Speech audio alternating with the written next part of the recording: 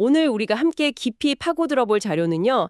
한국노가회 CMF의 이상엽 노가가 쓴 협력, 왜 이렇게 어려울까라는 글입니다. 네, 공동체 생활을 하거나 어떤 조직에 속해 있다면 정말 누구나 한 번쯤은 이 함께 일하는 것에 대해 치열하게 고민해 봤을 텐데요. 오늘 글이 바로 그 협력이라는 주제를 아주 솔직하게 다루고 있어요. 네, 맞습니다. 본격적인 이야기에 앞서서요. 오늘의 자료는 CMF, 즉 한국누가회라는 기독 의료인 공동체 내부의 고민을 담고 있거든요. 그렇죠. 그래서 글에 누가나 간사 같은 표현이 나오는데 이게 처음 듣는 분들께는 좀 낯설 수 있을 것 같아요. 간단히 짚고 넘어가면 좋겠네요. 아, 네네. 보통 누가는 현직에서 일하는 선배 의료인을, 그리고 간사는 캠퍼스에서 학생 사역을 돕는 스텝을 의미하죠. 맞습니다. 오늘 이야기는 바로 이 두 그룹, 그리고 더 나아가 공동체 전체의 협력에 대한 아주 진솔한 성찰입니다. 저희는 이 협력이라는 어찌 보면 좀 뜬구름 잡는 것 같은 주제를요. 로잔 대회라는 거대한 현미경으로 들여다보기 시작해서 CMF라는 조직, 그리고 오늘 모신 저자님의 마음속 가장 깊은 곳까지 한번 파고 들어가 보려고 합니다. 네, 이 여정의 끝에서 우리가 무엇을 발견하게 될지 함께 따라가 보시죠. 저자님, 이 글을 쓰게 된 아주 특별한 계기가 바로 이 로잔 대회 경험이었다고 들었어요. 어떤 경험이었는지 이야기해 주시겠어요? 네. 제가 작년 9월에 인천 송도에서 열린 제4차 로잔 대회에 참석을 했는데요. 네. 일주일 내내 참석했는데 제게 가장 큰 충격을 줬던 건 오후 시간 전체가 협력 세션이라는 이름으로 진행됐다는 점이었어요. 오후 시간 전체가요? 네, 목표가 아주 명확했거든요.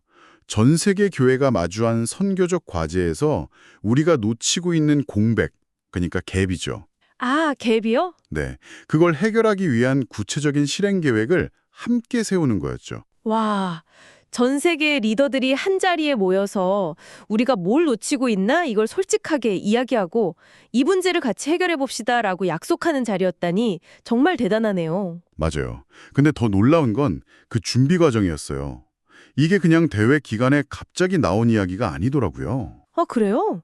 3년 전부터 글로벌 리스닝 팀이라는 조직이 전 세계 현장의 목소리를 들었다고 해요. 3년 전부터요? 네. 그렇게 모인 이야기들을 150명의 전문가 그룹이 분석해서 대위임령 현황 보고서라는 걸 만들었고 거기서 25가지의 전략적 공백, 즉 갭을 찾아낸 거죠. 잠깐만요. 3년 전부터 전 세계의 목소리를 들었다는 건 정말 놀라운데요.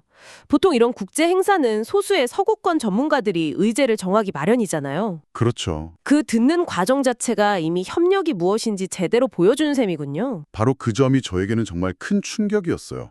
몇몇 학자들이 책상에 앉아서 결정하는 게 아니라 말 그대로 전 세계 교회가 함께 묻고 답을 찾는 과정, 그 자체가 진짜 협력이었던 거죠. 그 거대한 현장을 일주일 동안 경험하고 나니 제 자신을 돌아보게 되더라고요. 그러면서 깨달았어요. 나는 협력보다는 혼자 일하는 사람이었구나. 평소에 저는 스스로 꽤 협력적인 사람이라고 착각하고 있었거든요. 그런데 하나님 나라의 확장을 위해 전 세계가 함께 일하는 그 모습을 보고 나니 제 모습이 너무 초라하게 느껴졌어요. 그렇게 거대한 글로벌 차원의 깨달음을 안고 CMF라는 우리 사역 현장으로 돌아왔을 때 가장 먼저 무엇이 보이셨나요? 그래서 듣는 것부터가 어렵다는 현실을 아주 아프게 지적하셨더라고요. 네, 진정한 협력의 첫 단추는 현장의 목소리를 경청하고 그 필요를 연구하는 일인데 우리 현실은 그게 참 어렵다는 걸 다시 보게 됐어요. 예를 들면 이런 거죠. 리더십에서는 현장 사역자들이 자기 경험을 너무 일반화하는 경향이 있다고 걱정하고 반대로 현장 사역자들은 본부 리더들이 현장을 너무 모른다고 불평해요. 서로가 서로의 이야기를 제대로 듣지 못하는 상황이 계속 반복되는 거죠. 이건 비단 CNF만의 이야기는 아닌 것 같아요. 어느 조직이든 본사와 현장 사이에는 비슷한 온도차나 오해가 존재하잖아요. 맞아요. 결국 서로의 말을 제대로 듣는 경청이 모든 협력의 시작점이다. 이런 말씀이시군요. 네, 그래서 상호 경청이 정말 절실해요. 누가는 간사에게서 학원 사역의 현실을 들어야 하고 리더십은 현장의 젊은 누가들에게서 지금 의료계가 어떤지, 각 사역 부서가 어떤 어려움을 겪고 있는지를 들어야 해요. 네. 물론 이 과정에서 자기 경험만 옳다고 주장하지 않으려는 노력은 모두에게 필요하고요. 그런데 중요한 건 이 경청의 과정이 결코 평화롭고 아름답지만은 않다는 거예요. 평화롭지 않다니요. 듣는 건데 왜 다툼이 생기죠? 사도행전 15장에 나오는 최초의 교회 회의, 예루살렘 공의회 기록을 보면요.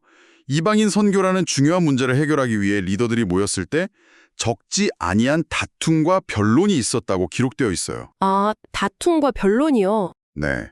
서로의 이야기를 깊이 듣는 과정에는 필연적으로 이런 다툼이 따라온다는 거죠. 이 사실이 한편으로는 우리만 싸우는 게 아니구나 하는 위로가 되기도 하지만 다른 한편으로는 이 치열한 과정이 너무 힘드니까 그냥 피하고 싶다는 유혹에 빠지게 만들기도 해요. 아, 그러니까 진정한 협력은 모두가 웃으면서 동의하는 그런 평화로운 회의에서 나오는 게 아니군요. 그렇죠. 오히려 서로의 다른 의견들이 부딪히는 그 불편하고 치열한 충돌을 통과해야만 얻을 수 있다는 어찌 보면 역설적인 통찰이네요. 정확합니다. 어쩌면 갈등을 피하는 조직은 협력의 첫 단계도 밟지 못하고 있는 걸지도 모르겠어요. 네. 그 다툼과 변론의 과정을 건너뛰고 싶다는 유혹을 이겨내야 해요. 이 경천과 연구라는 기초공사가 없으면 우리는 절대 협력이라는 집을 지을 수 없고 결국 각자 자기 소견에 오른 대로 제멋대로 일하게 될 뿐이죠. 서로의 말을 듣는 것부터가 다툼을 각오해야 하는 힘든 일이란 말씀이시군요. 그런데 이론에만 머무르지 않고 그 어려움에 직접 부딪혀 보기 위해 학사 학원사역 협력 모델 개발팀이라는 걸 만드셨다고 들었어요. 그 실험을 어땠나요? 네, 지난 학기에 저희 팀의 첫 시도로 전국 여러 캠퍼스에서 동일한 교재를 가지고 여러 누가들이 사역에 참여했어요. 네. 저도 4군데 캠퍼스를 방문해서 학생들을 만났는데요. 솔직히 처음엔 강의를 여러 번 하니까 내 강의 실력이 늘겠구나 하는 아주 단순한 생각을 했어요. 그런데 전혀 다른 걸 느꼈습니다. 강의를 마치고 학생들과 대화하면서 깨달은 건 동일한 메시지를 전하는데도 캠퍼스마다 반응하는 상황, 즉 컨텍스트가 너무나 다르구나라는 거였어요. 아, 메시지, 즉 텍스트는 같아도 그걸 받아들이는 토양인 컨텍스트가 완전히 다르다는 걸 몸으로 느끼신 거군요. 맞습니다. 마치 같은 씨앗이라도 자갈밭에 뿌리는 것과 옥토에 뿌리는 게 다른 것처럼요. 네, 바로 그거예요. 간사님들은 이미 너무 잘 알고 계실 거예요. 캠퍼스마다 분위기도 다르고 학생들의 신앙 스펙트럼도 정말 다양하다는 걸요. 우리는 CMF라는 하나의 정체성을 위해 동일한 메시지, 텍스트를 지켜나가야 하지만 동시에 그 메시지를 각 현장, 컨텍스트에 맞게 잘 전달해야만 해요. 바로 이 지점에서 누가와 간사의 정교한 협력 모델이 절실히 필요하다는 결론에 이르게 된 거죠. 간사와 누가 각자의 역할과 한계가 명확하기 때문에 서로가 꼭 필요하다. 이런 말씀으로 들려요. 네, 저희 공동체 안에는 가끔 간사들만으로 충분하다거나 반대로 이제는 누가들이 주도해야 한다는 목소리가 둘 다 존재해요. 네, 그런 의견들이 있죠. 하지만 저는 단호하게 말하고 싶어요. 간사들만으로는 충분하지 않고 누가들만으로도 이 사역은 역부족입니다. 어떤 점에서 그런가요? 각자의 강점과 약점이 뚜렷하다는 의미일까요? 그렇죠. 간사님들은 캠퍼스의 필요를 누구보다 잘 아시고 학생 한 명 한 명을 사랑으로 품고 양육해서 신앙인으로 세우는 목양에 정말 탁월한 은사가 있으세요. 네. 하지만 급변하는 의료 환경이나 전문 직업인으로서 겪게 될 현실적인 고충들을 구체적으로 지도하는 데는 아무래도 한계가 있을 수밖에 없죠. 그렇겠네요. 반면에 누가들은 의료 현장을 잘 알아요. 기독 의료인으로 살면서 치열하게 고민하고 실패하며 얻은 삶의 지혜가 있고요. 네. 하지만 대부분 직장 생활에 매여 있어서 절대적인 시간이 부족해요. 짧은 강의나 조언은 해줄 수 있어도 한 영혼의 형편을 깊이 살피는 목자 역할을 온전히 감당하기는 현실적으로 어렵습니다. 결국 서로의 빈틈을 채워주는 파트너십이군요. 목양의 강점이 있는 간사님들과 현장의 전문성을 가진 누가분들이 각자의 한계를 인정하고 손을 잡을 때 비로소 온전한 사역이 가능하다는 말씀으로 정리할 수 있겠네요. 네, 바로 그겁니다. 이것이 바로 우리가 반드시 협력해야만 하는 이유입니다. 지금까지 협력이 왜 필요한지에 대해 이론적으로 또 경험적으로 완벽하게 설명해 주셨는데 글의 후반부에서 갑자기 현실은 왜 협력이 안 될까라는 질문을 던지시면서 지극히 개인적이고 아팠던 실패담을 꺼내세요. 네. 이 지점에서 글의 분위기가 확 바뀌는데 어떤 아픈 경험이 이 깊은 성찰로 이어졌는지 정말 궁금해집니다. 네, 고백하자면 저는 좀 말이 앞서는 사람이었어요. 입으로는 계속 협력을 외쳤지만 정작 실질적인 협력을 만들어내는 데는 실패했죠.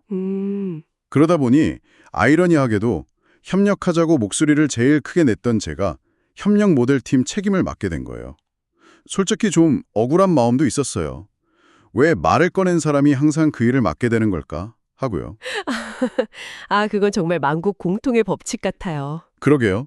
그러던 중에 지난 2년간 의정 갈등이라는 큰 사회적 소용돌이가 있었잖아요. 네, 있었죠. 저는 그 한가운데서 힘들어하는 후배 학생들과 병원을 떠난 전공의들을 돌보려고 나름 애를 썼고 작은 열매도 있었다고 생각했어요. 그런데 그 과정에서 제가 속한 공동체 리더십에 대해 깊은 서운함을 느끼게 됐어요. 서운함이요? 네. 왜 더 적극적으로 우리를 도와주지 않을까? 이건 우리 모두의 아픔인데 왜 함께 해주지 않는 걸까 하는 마음이 들었던 거죠. 공동체 전체의 문제라고 생각했는데 막상 주변의 반응은 그렇지 않았다는 거군요. 네. 나중에 저에게 돌아온 답변들은 정말 충격적이었어요. 그건 의과만의 문제다. 지금 의사들의 집단 행동에 동의할 수 없다. 심지어는 탈권위 시대에 의사들이 스스로 권위를 잃는 행동을 했다는 뼈아픈 지적까지 있었어요. 와, 저는 이걸 우리 공동체 전체 후배들의 아픔이라고 생각했지 단 한 번도 의과 후배들만의 어려움이라고 선을 그어본 적이 없었거든요.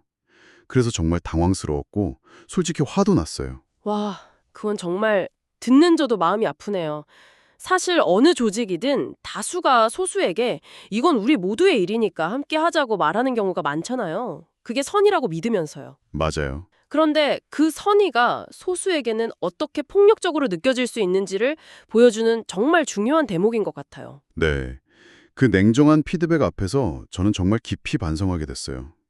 의치 한간이라는 네 개의 직역으로 이루어진 우리 공동체 안에서 제가 얼마나 철저하게 의과 중심으로만 생각하고 있었는지를 깨달았기 때문이에요. 아, 다수인 의과의 입장에서 소수인 치과, 한의과, 간호대 학생들에게 함께 하자고 손을 내미는 것이 자칫 초대교회에서 이방인들에게 할례를 강요했던 유대주의자들처럼 또 다른 폭력이 될 수 있다는 걸 알게 된 거죠.